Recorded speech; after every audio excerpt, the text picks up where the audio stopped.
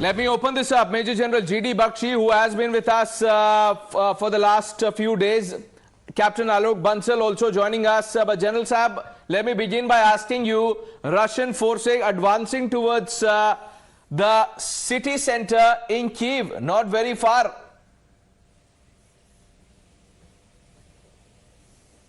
Yes, let me quickly recap the progress of operations. Day one, they did suppression of enemy air defenses, what is called SEAD. They hit 70 targets, they hit 11 airfields, 18 radars, and the S-300 Buk surface-to-air missiles batteries. They knocked out the air defense capability of Ukraine the very first day. That same day, they launched an air assault on the Antonov airfield, just 23 kilometers from Kyiv, the capital. They landed their Guards Airborne Division there, and that division quickly, rapidly advanced towards Kyiv, and they are on the northern district of Kyiv. Their tank elements are there. While this is happening, then you have to have an armored link-up, what is called a ground link-up. That ground link-up was launched by, the 41st Army of the Russians, deployed precisely for that purpose in Belarus. They are about 240 odd kilometers from Kyiv. They were on day one. Today they should be, tonight or tomorrow morning, they should be, advanced elements should be well around and inside Kyiv. And with that will come the heavy artillery, etc. I don't think the Russians will use their standard methods that they used in World War II and in Chechnya. They used to simply pound the place with their artillery, with their Grad multi-barrel rocket launchers. Now it is the Ural. They are, it can be devastating, but they will do precision strikes because they don't want to cause large civilian casualties. That would go against them internationally, information warfare wise. Now they are advancing from 3 thrust lines very rapidly, 5 thrust lines, 2 on to Kyiv. They are fighting the battles in Kharkiv, that is the old capital of Ukraine. They are advancing in the Donbass. They started from the line of contact. They have already reached the border with Ukraine of these 2 provinces. They have attacked out from Crimea. They have attacked the port cities of Mariupol. They have attacked the port city of Odessa. They already have the port city of Sevastopol in Crimea. So with that, they will be able to cut off, once these capture is complete, they will be able to cut off Ukraine's access to the sea. By hitting Kyiv, they are hitting the most vital, critical command and control node, right? This is where the presidential palaces, the Ministry of Defense, Ministry of Interior is all here. If they do precise precision munition targets, they can put very pinpointed shock and awe on the Ukrainian leadership, which could hasten their surrender. The whole Ukraine has been let down badly by NATO and the USA, who have refused to put and that's what the Ukrainian president, ground. Mr. Zelensky, has also come out and said that we want the world to do more. The international community really needs to do more. And before I get you in, Captain Alok Bansal, I just want to get in a word quickly from a journalist who's joining us from on ground there. Lada Rosliki is joining us from Kyiv. Thank you so much for speaking with us. I'm sure it's extremely difficult for you to actually speak to us from being in the middle of that war zone. But can you just take us through very quickly what's exactly happening there right now? The situation is horrendous. People are afraid. The bombings are ongoing. Kyiv has been hit in a number of places in the city center. We decided to flee the city at night, actually, and just run packs. If you can imagine, we were in traffic to get 80 kilometers. We were in traffic for over 7 hours. And we're just about to be coming into another territory which was just bombed about an hour ago, and we don't know if there's a bridge there or not. We will be driving around it. Sirens were going off in Lviv, so the Russians are really attacking every single map that was predicting this. particularly good ones were with the Ministry of Defense of the United Kingdom. They're doing it. It's just completely surreal. There's a big question with refugees because all of these people are fleeing to the western border, including ourselves. Now, Ms. Leda, stay with us. Alok Bansal, I want to understand from you, what do you make of the mixed diplomatic messaging going on? See, as far as Russia is concerned, Russia is keen to move fast onto Kyiv. And as I see, by tonight or by tomorrow, I think Kyiv should fall. The reports that are emanating does not depict Ukrainian armed forces in very good light. A lot of soldiers have surrendered. And what I feel is that by tomorrow, in all probabilities, the Kyiv should fall.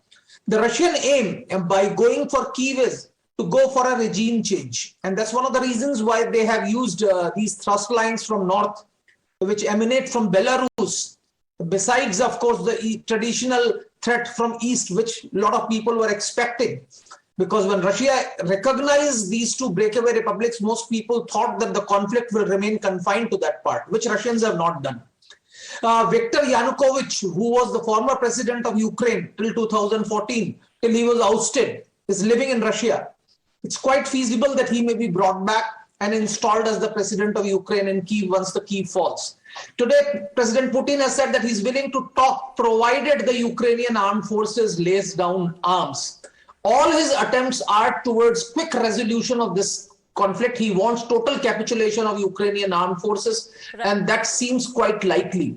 And that is the attempt. And I think most of the countries, the Western world has been opposing it, but they have not taken any military action. And short of military action, I think at this stage... part has completely ruled out putting boots on ground. And I just want to take that question across to Dr. Ofer Friedman also, who joins us on this broadcast. He's a senior lecturer at the King's College in London. And Dr. Friedman, I want to ask you, has the West, led by the United States, let down Ukraine? Because there's clearly a lot more that could have been done. The threat of sanctions before the invasion, the imposition of sanctions after the invasion clearly has not acted as a deterrent. Well, we have to understand it in the broader context of what is going on in Ukraine. And Russian main objective for that invasion is to reshape the regional security arrangement in Europe that they have been trying to change in other means, through diplomatic means, for the last 15 or so years. And the West continually, repeatedly refused to do so.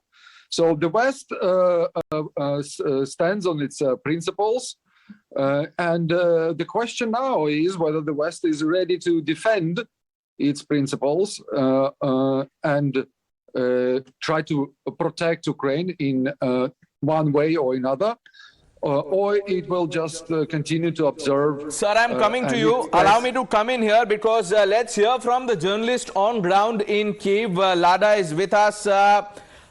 What is the latest as far as evacuation is concerned? We are given to understand that people have deserted the capital city already. It's horrible. Turn it off.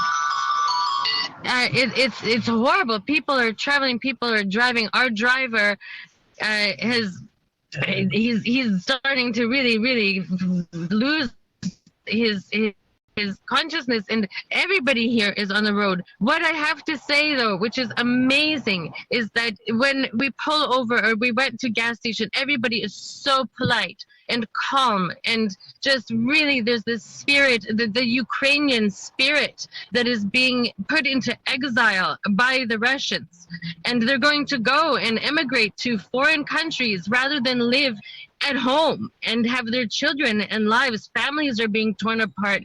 It's not, this is why we need to have the United Nations peacekeepers. I'm not an expert in numbers, but we were counting in parallel with how many OSCE ones we had in the East. And we would probably need like 20,000. Stay with us. More inputs coming in. I'm coming back to you. Ukraine military forces seen on the streets of Kyiv. This is a do or die attempt, last ditch, desperate attempt. General Saab, General Bakshi. Yeah. Look, the simple fact is, take your mind back to 1971 Dhaka. How many Indian troops had entered Dhaka? About just 3,000. How many Pakistani troops were in Dhaka? 30,000. And yet Niazi surrendered. Why did he surrender? Because pinpoint bombing was done to target Niazi and his command and control setup, as also the governor. The governor ducked under the table, signed his resignation from under a table as the roof of the governor's house was coming down, and Niazi burst into sobs. So you have to, in war, you try and break the will of the opposing commander. It's not necessary to have piles of corpses. That's not a good campaign. A good campaign is one where you fire without, actually killing the enemy. You subdue the enemy without fighting, as they say. So that is the psychological warfare operation that is already on. Putin is saying surrender. The foreign minister is saying surrender. They could start dropping surrender leaflets. Right. If you see, they are already making appeals to surrender. Look, I know every all those Ukrainian appeals, Major General Bakshi, are coming like through, but the will, the spirit of the Ukrainian people is unbroken, because it's not just the military. Everybody, every able-bodied citizen actually has picked up arms to fight for their motherland, and we'll keep coming back to you. I request you to stay on with us. A quick break on this edition. Back in just 2 minutes.